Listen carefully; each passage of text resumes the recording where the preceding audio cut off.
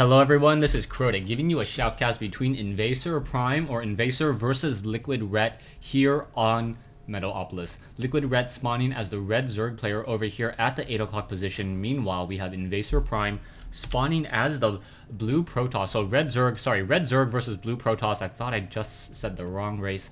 Yeah, and interestingly enough, I haven't seen this icon. So Invasor Prime choosing a nice new decal that I haven't seen on a Protoss building just quite yet. Liquid Red sticking with the standard Broodlord, Triple Claw, or the standard Zerg decals here. So pretty much standard builds coming in from both players so far. I do not see any 6 pool. It's going to be no cheese play that I can detect in the first opening seconds of this game. And now a probe making its way in the clockwise direction will quickly find that Ret is not there and then continue on its merry way. Back over here, we do see Liquid Ret currently building up 3 drones, and the key question will be, will he go for a hatchery first or a spawning pool first? This is cross spawn here on Metalopolis, so he would be able to get away with setting up a relatively early hatchery, going for perhaps a 14 or a 15 hatchery, and then following up with a spawning pool. But it does appear to be that is the case. Currently sitting about 200 minerals, currently sitting at 15/18, and now moving out with this drone, making sure that there is nothing there, and now moving around with the drone, doing a great job, making it so that Invasor Prime currently looking for that spawning pool, doesn't see the spawning pool. The drone was able to simply juke out and the probe will see that the hatchery is now currently being laid down as a drone is now on its way out in order to do some scouting and start harassing that right there. So Invasor Prime build barracks. I don't know what the BB actually stands for. Yeah, Liquid Red not kind of confused, I guess. As there's one probe just wandering around so far, we now see a spawning pool currently being morphed into play as well with no extractor, and Liquid Red will get a very, very strong economy going in just a second. We see Invasor Prime currently getting the Cybernetics core, will be able to train a Zealot, get it into this position here, and we'll see if he goes for an early Stalker or if he's going to go for Zealot Sentry. Zealot Sentry, a very strong opening as well, as it doesn't take as much as much minerals. And now a probe simply going to be able to walk up this ramp here as this drone just still wandering around, perhaps going to start mining some minerals and then be able to transfer some drones over here. So the probe still able to move past all of these units. And extractor has gone up, 3 drones quickly being transferred over to it as an overlord starts to fly into the base here. We do see currently a stalker being chrono boosted out along with that warp gate research, and now Invasor Prime will need to start producing some additional tech buildings in order to keep up with the 10 larvae that each of these hatcheries will be able to produce. We do see some spine crawlers now currently coming in, but interestingly enough, Ret did not look into this base. He does not need to invest in spine crawlers.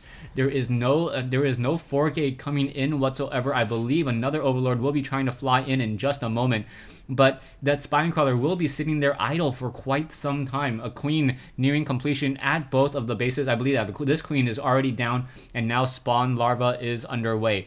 Back over here, we now see one probe sitting up on that high ground. Perhaps it will be able to warp in a pylon and allow units to be able to walk across this relatively close distance here. We also see 1 or 2 stalkers. Quickly, we will be able to take down this overlord.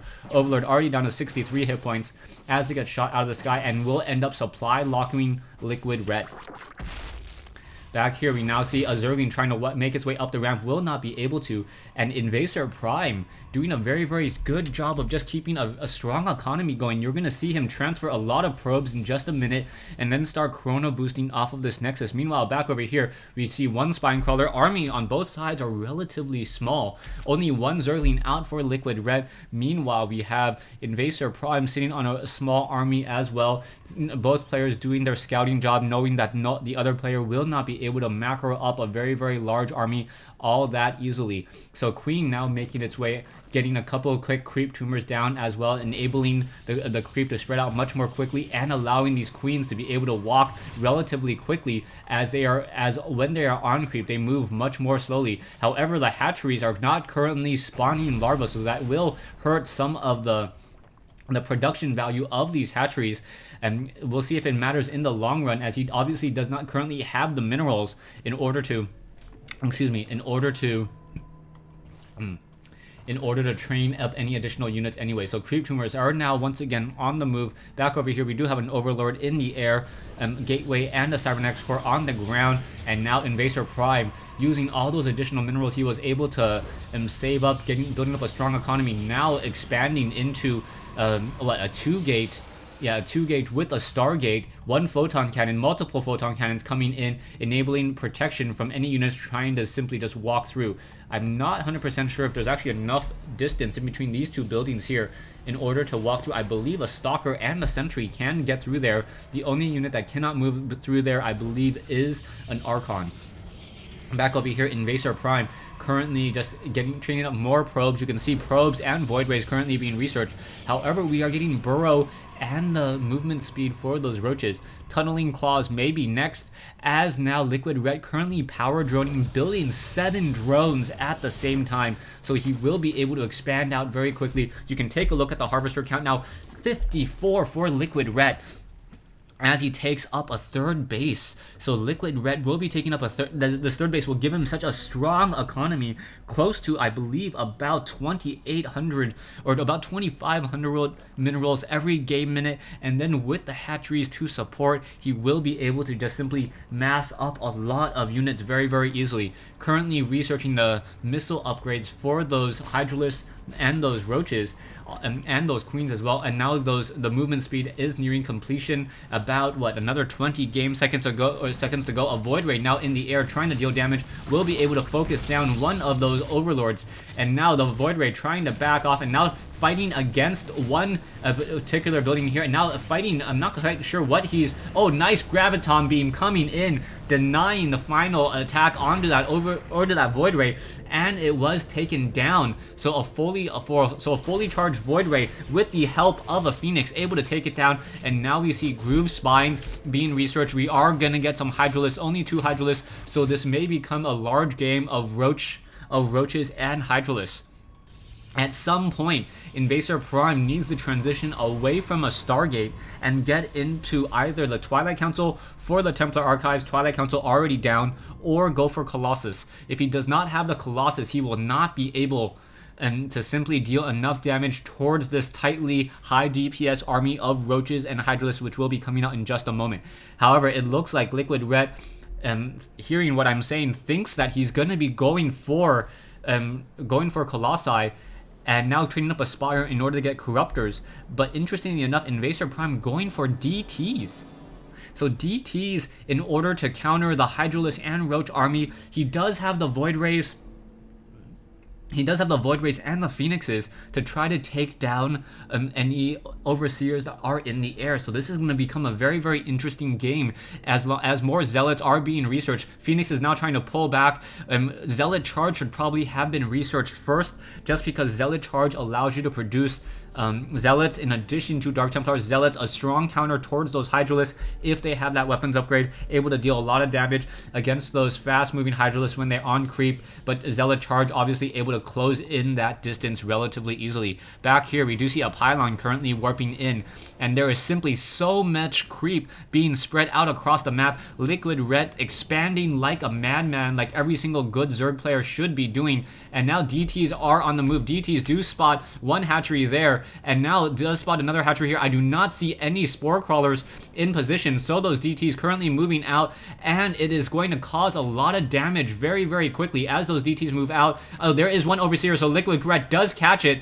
Are we going to get any damage dealt with any of those DTs? The DTs does not get any damage here, as there are now some DTs trying to get some damage dealt over here. There is currently one Corruptor. Overseers are now on the move, able to gain sight. However, there is some damage being dealt. So this one DT currently getting up to 5 kills, 6 kills, 7 kills now, 8 kills, are just going to continue to ramp that up, and now blinking up onto the high ground. Brilliantly done, as those Stalkers are now moving out. There are a couple Stalkers here. Those Stalkers will be able to get down some more Overlord damage, and those units need to perhaps try to blink away from there. Need to focus down the, oh, Overseer has been taken down, blinking away, and now one free DT able to move around on that high ground. Brilliantly played by Invasor Prime.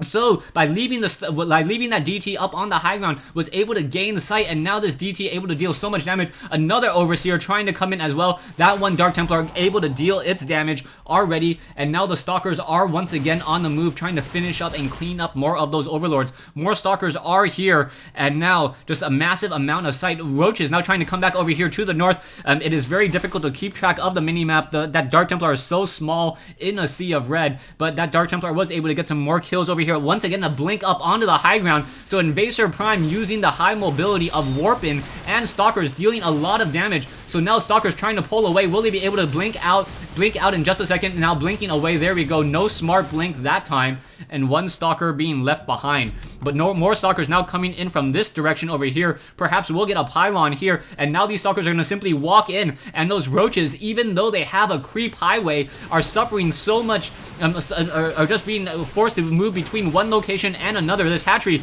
will get taken down. Roaches now on the move over here. This hatchery now taken down. There are a couple spine crawlers, and now a blink up onto the high ground here. Some of these units are here, and goes, why are you going into a I guess they're asking. Liquid Red is just wondering what he's doing them, and he's just having a little sad face as both sides are just doing a great job so far. Stalker and Mass Phoenix is able to deal a lot of damage, trying to blink off once again. Will they be able to blink? Yes, able to blink away, and now dealing damage towards those units. Stalkers with a range of 6 should be able to attack up onto that high ground, and now once again putting pressure over here, denying this expansion. So Liquid Red, who had such a strong advantage, macroing up so strong early in this game, is now finding himself heavily behind as he's trying to be everywhere at once. Stalkers need to perhaps blink out of there in order to save themselves. I do not know why Prime did not, or Invasor did not try to blink away from that. As and once again, more Dark Templars and more Stalkers coming in. These Dark Templars getting a lot of kills, trying to take down this hatchery. This hatchery will get taken down. Level 1 weapons upgrade once again taken down, and more drone kills over here. Roach is now trying to move over here. There's only one photon cannon, and Stalkers quickly blinking in, getting a lot of damage out relatively quickly. We do see some Dark Templars now trying to come in as well. There are some more Stalkers up on the high ground, and Liquid Red just simply laughing, not quite sure how to handle this. And Invasor Prime is saying, what, is this strategy too good? As these units continue to move out once again, so Stalkers continuing to be warped and then constantly giving chase. We do see another hatchery, no hatchery being placed down here just quite yet. A spine crawler low on hit points. Stalkers now moving on over here, and now we perhaps need a force field, a sentry, in order to force field this location. Stalkers, so both sides fighting a battle on two fronts. Stalkers now quickly trying to blink away, able to blink away, and now dealing damage towards those Roaches. Back over here, we now see a Nexus being placed down by Invasor. So, sorry, yeah, Invasor Prime, oh, I just realized that said Terran. Anyways, I'll fix that to make sure it says Protoss in just a bit. But more Stalkers currently being warped in across the map. So Mass Stalker, Mass Blink with Dark Templars doing a great job, and now getting some Void Rays. So Void Rays and Phoenixes, this is such an interesting build that I have not seen before. We do have Corruptors now in the air, and now we are getting the Greater Spire. Void Rays and Phoenixes trying to fight back against those Corruptors. Corruptors have a very fast movement speed. You can see how slow those Void Rays are moving, and down it goes. So as this Greater Spire comes online, obviously we will be getting Broodlords. I'm going to go ahead and take this time to say stay tuned for part 2 of this replay, but do a little bit of a thought and analysis, since I don't get to do this very much during my games. Slow down the game a little bit. So I like this play by Liquid Red. Liquid Red now building up the Greater Spire and will be able to get Broodlords. He does not have that much gas though, so that is going to be a problem for him until he's able to get both of these extractors back up and perhaps able to deal with this Dark Templar presence. In addition to that, the Stalkers already have Blink. So with the Stalkers already having Blink means that they will not get tripped up on Broodlings. What will be the critical point of this game is to figure out what exactly Liquid Red accompanies with those Broodlords. If he has enough Roaches in order to deal damage and soak up damage from those that would normally be dealt to those Broodlords, then it will be effective for him. If he does not have enough units in order to deal with those Stalkers, he will find himself on the losing end of this game in part 2 or part 3, depending how long this game goes. Stay tuned for part 2 of this game between Liquid Red and Invasor Prime here on Metalopolis.